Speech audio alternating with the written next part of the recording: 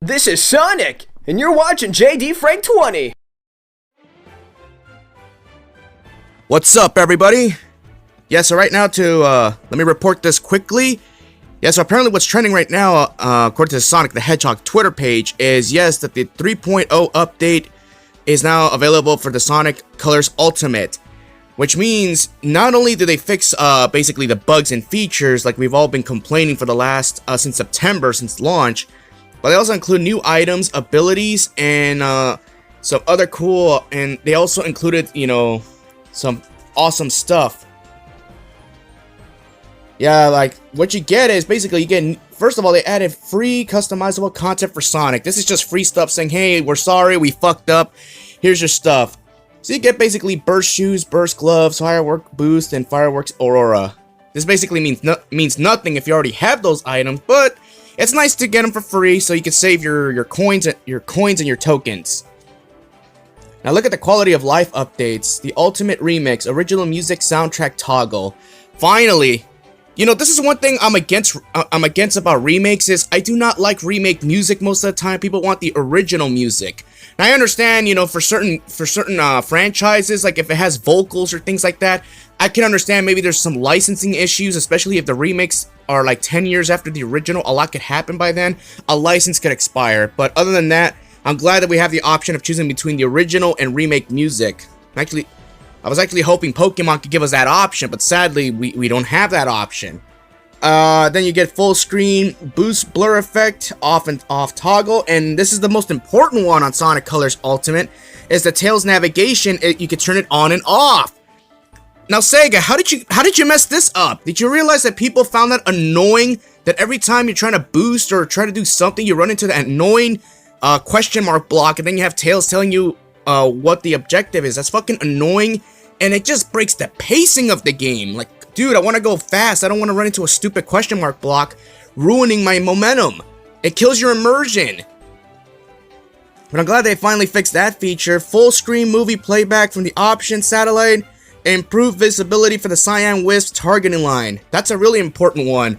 Because some of the Red Star rings, you have to be precise with the Cyan Wisp. Especially one in Aquarium Park, I believe is Act 3 or 4, I don't remember, the one you have to shoot it upwards, and there's a hidden Red Star ring up there, and it's a trial and error one, so be unaware for that. Improve stability on all platforms, update specific enemy attack speeds, improve green hover wisp ring dash functionality. And the Switch version improved the visibility of the big chaser attack, visual effects, and other various bug fixes. Now you're probably saying, like, what is the big deal? The big deal is the fact that Sega cares about its consumers that much. Not only did they fix the main issues of the game, they also added on top of that, they're giving you, like, saying, hey, we're sorry we messed up, please take these nice little trinkets as an apology. And I admire that, because most companies, aka 2K or fucking Activision, they don't do shit. All they do is they patch the game, which takes at least 2 or 3 months, and that's all they do. They don't throw you extra stuff. They don't throw you a bone. It's because they expect you to just shut up and deal with it. That is my problem with these AAA companies. That's why I straight up boycott anything from 2K Games. I boycott anything from Activision. I hate all these AAA companies because I know their bullshit method of practices when it comes to business. Every year during the holiday season, they always have to push out every fucking game. This Call of Duty game, this NBA 2K series game. And all of them have buggy glitches, and I'm not even talking about the microtransactions. That's a whole nother can of worms right there. The biggest problem is if you're gonna bring out a game, at least make sure it fucking works. Now, some bugs and glitches, that can be tolerable. I understand, as long as the game is semi-playable. I'm willing to live with that. But the fact that Sega's going out of their way, giving the fans what they want, it shows you they care. And guess what? Sega does when Nintendo don't, baby. Because Nintendo, I understand they don't have glitches in any of their games. Oh, but Nintendo doesn't have a problem charging you full price for their game and also throwing a bunch of bullshit DLC on top of that, making you pay extra. Again, this is a problem I've had with Nintendo. Like, they always keep throwing you season passes here and there. Some of it feels unnecessary, Shield and Sword being the biggest offender of that. 3 season passes for a game that no one cares about. Yeah, the sales are great and all, but again, it's a Switch game. What the hell did you expect? You know, that's the only game I've ever boycotted from Nintendo. Other than that, I'm perfectly fine with this. So, let me know what you all think about this. If this was any other game franchise, they would have shut down a long time ago. You know, the intellectual property would have been dead and forgotten about. Just like all the rare classic characters you all know and love. Hell, he would have been more dead than Banjo. I mean, where the hell's Banjo lately? He hasn't gotten a new game, and even if he does, it probably won't even do that well.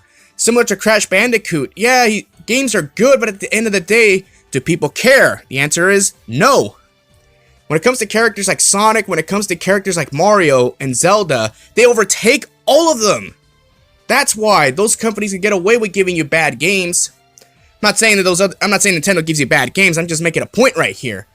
I mean, the fact that Sega could get away with giving you a mediocre Sonic game year in and year out, it baffles my mind. But again, if the fans are willing to accept that, fine. I mean, I have an easy solution, but again, who am I? Just a storyteller who could actually fix this damn franchise and make it even more popular than ever. Hell, I could even surpass Mario and Zelda in that category. Trust me on that. Let me know what y'all think, and I gotta go. Deuces.